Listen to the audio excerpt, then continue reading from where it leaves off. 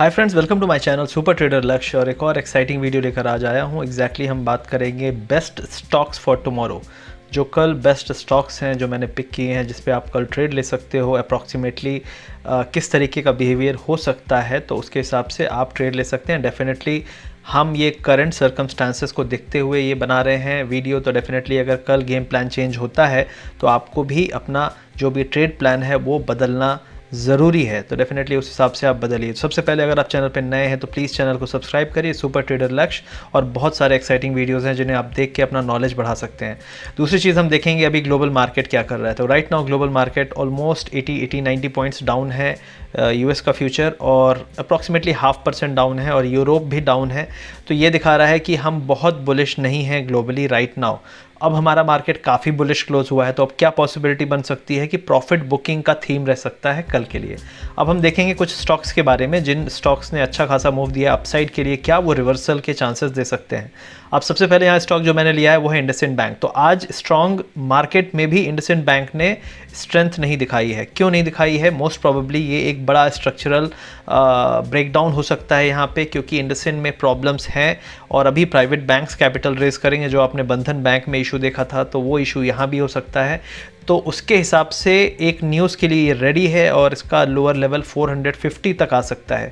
तो मेरे हिसाब से अगर कल फिर ये वीकनेस दिखाता है सुबह, तो आप इसको शॉर्ट कर सकते हो। और इसका जो अगला लेवल आएगा वो आपका पहला लेवल आएगा 462 और 460 के बाद 450 तक के फॉल आ सकते हैं। तो ये चांसेस हैं इंडसइंड बैंक में। और कोई भी बाउंस आता है आपको अगर गैप अप में मिलता है मॉर्निंग में, तो 505 के आसपास कोई मूव मिले, अभी करेंटली 492 है, 505 मिले तो वहाँ पे भी आप सेल कर सकते हो। अगर वीक ओपनिंग मिलती है तो डेफिनेटली सेल है। स्ट्रक्चर वीक है, ये स्टॉक काफ़ी यहाँ से डिप दे सकता है। 465 एटलीस्ट यहाँ से दिखता है टारगेट। अब हम बात कर लेते हैं अपने फेवरेट स्टॉक रिलायंस के बारे में। अब रिलायंस में मैंने ऑलरेडी एनालिसिस किया है अपने मार्केट अपडेट में, लेकिन फिर भी अगर रिलायंस 2151 जो करंट लेवल है वो है 2151, अगर इसके नीचे आ जाता है तो इसको जो सपोर्ट मिलेगा वो 2115 पे मिलेगा। तो 2100 के आसपास इसको सपोर्ट मिलेगा, 2110 2115 के आसपास।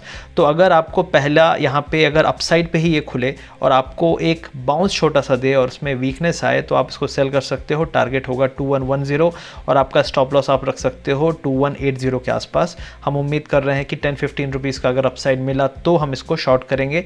अगर उससे बड़ा अपसाइड मिला, सपोज 2192 के आसपास, तो देख लीजिएगा न्यूज़ इवेंट्स चेंजेस होते रहते हैं, तो उसके हिसाब से हम एक्शन लेंगे।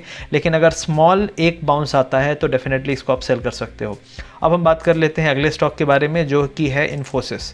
तो अब इन्फोसिस में ओवरऑल वीकनेस है, लेकिन फिर भी धीरे धीरे खिसक रहा है नीचे की तरफ। लेकिन ये एक ट्रेंड लाइन मैंने बनाई थी 2 दिन पहले। अब इसको अगर आप देखेंगे तो ये एक बाउंस आ रहा है, ये भी कमज़ोर सा बाउंस लग रहा है, तो फिर से एक यहाँ से डिप आ सकता है। और मेरे हिसाब से जो अगले लेवल्स होने चाहिए वो आपके होने चाहिए करीब करीब 926। तो 926 के लिए हम इसको सेल कर सकते हैं। अगर हमको छोटा मोटा बाउंस मिलता है 955 960 के आसपास, उसको सेल करिए। 10-15 रुपीज़ का स्टॉप लॉस लगाइए, आपको आराम से यहाँ तक डिप मिल जाना चाहिए। बाकी गेम प्लान आपको चेंज करना पड़ सकता है। तो ऐसा नहीं है मैंने कह दिया तो आपने बस शॉर्ट कर दिया, थोड़ा दिमाग भी लगाइए। अगर नॉलेज नहीं है तो ये सब ट्रेड्स ऑब्जर्व करिए, ट्रेड मत लीजिए, पेपर ट्रेड करिए। अब हम बात कर लेते हैं अगले स्टॉक के बारे में। तो अगला स्टॉक है HDFC बैंक। अब HDFC बैंक में एक बड़ा स्ट्रक्चरल डाउनसाइड आया था। अगर आप मेरे लेवल्स देख सकते हैं तो मैंने 1020 तक की बात मैंने की थी अपने वीडियो पे। उसके बाद भी इसने काफ़ी डाउन परफॉर्म किया और उसके बाद आके हमारा पहला जो सपोर्ट था 1055, वहाँ पे आके इसने रेजिस्टेंस लिया है। अब क्या हो सकता है यहाँ पे? अब पॉसिबिलिटी ये बनती है कि अगर कल फिर यहाँ से बाउंस आए 1055 तक का, उससे बड़ा बाउंस ना आए, तो आप फिर सेल कर सकते हो। ओवरऑल मुझे लगता है एक बार आके ये 1025 को फिर से टेस्ट कर सकता है। तो अगर हम 1055 को ब्रेक ना कर पाएँ अपसाइड के लिए तो शॉर्ट है। और अगर हम 1055 को भी ब्रेक कर देते हैं तो हमारे जो अगले टारगेट्स आएंगे 1080 के आसपास तक आ सकते हैं। तो ये HDFC बैंक के लिए आपकी ट्रेड हो सकती है कल के लिए। अब हम बात कर लेते हैं स्टेट बैंक ऑफ इंडिया की। ये बहुत इंपॉर्टेंट रेंज में है। ओवरऑल ब्रेकआउट ब्रेकडाउन कुछ नहीं दे रहा है, अभी भी रेंज में है। आज बैंक निफ्टी काफ़ी स्ट्रांग था, उसके बाद भी इसने बहुत स्ट्रेंथ नहीं दिखाई। मेरे हिसाब से ये 192 से अगर 190 के नीचे जाए 190 के नीचे जाए तो शॉर्ट है, और अगर आपका 195 के ऊपर जाए तो लॉन्ग है। तो 195 का वेट कर लीजिए या 190 का वेट कर लीजिए। बहुत सारे लोग सवाल पूछते हैं स्टॉक के बारे में, अभी ये रेंज में है, कुछ खास मूवमेंट नहीं देने वाला है। तो अगर आप ऑप्शन सेलर हैं तो एक चीज़ कर सकते हो आप, मे बी ऑप्शन सेल कर दो 196 और 195 के आसपास वाला, और 190 के आसपास वाला या 185 वाला पुट आप सेल कर सकते हो।